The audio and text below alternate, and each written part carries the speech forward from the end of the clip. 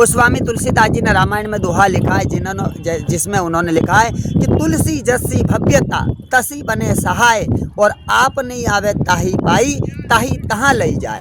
तुलसी जसी भव्यता तसी बने सहाय, और आप नहीं आवे ताही पाई ताही तहाँ लई जाए। उसका मतलब ये है कि जिसकी जहाँ मृत्यु लिखी हुई है वही वैसी ही सहायता बनेगी, और वो जगह उसके पास चल के नहीं आएगी पर उसको वहाँ खींच लेंगे। तुलसीदास जी ने ऐसा लिखा। हाँ, तुलसी जैसी भव्य। कबूतर, उसका बताइए, कपोत, वो क्या? देखो, कबूतर को संस्कृत में कपोत कहते हैं। जैसे भाषा होती है कि नहीं अलग अलग, जैसे मान लो कि हम कहते हैं ऐसे हिंदी में कहेंगे कि ऊपर, हाँ, उसको मराठी में कहेंगे होरी। हाँ, अगर हिंदी में कहेंगे नीचे तो मराठी में कहते हैं खाली। आपको तो मराठी हिंदी तो उसी प्रकार जैसे कि अलग अलग भाषा में उसका शब्द अलग अलग हो जाता है कि नहीं। कपोत, हाँ, उसी प्रकार हिंदी में कबूतर कहते हैं, संस्कृत में कपोत कहते।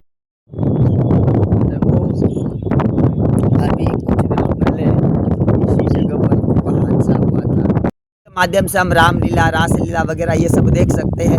ये मोबाइल की एक अच्छाई है, और मोबाइल की जो बुराई है उसके विषय में हमको कहना नहीं पड़ेगा, मालूम ही है। उसके विषय में हम बता के अपनी जबान को गंदा नहीं करना चाहते, वो जगत जानता ही है बुराई क्या है। धन्यवाद।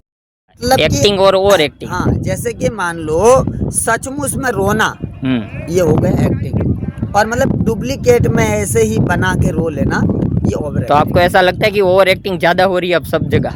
देखो, जब कोई मरता है तो हमारा अनुभव ये कहता है कि केवल माँ ही एक ऐसी है जो सचमुच में वास्तविक में रोती है।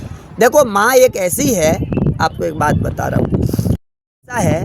देखो, मोबाइल के ज़माने में हमारी ये राय है कि मोबाइल में अच्छाई भी है और बुराई भी है, दोनों है। इसके लिए मनुष्य को चाहिए कि बुराई का त्याग करे, अच्छाई ग्रहण करे। मोबाइल में अच्छाई भी है, बुराई भी है। मोबाइल में अच्छाई ये है, जैसे कि हमारे प्रेमानंद महाराज जी, ऐसा होता है कि हमारे शास्त्रों में बताया है कि इस संसार में भगवान के सिवा इस मनुष्य से कोई प्रेम नहीं करता।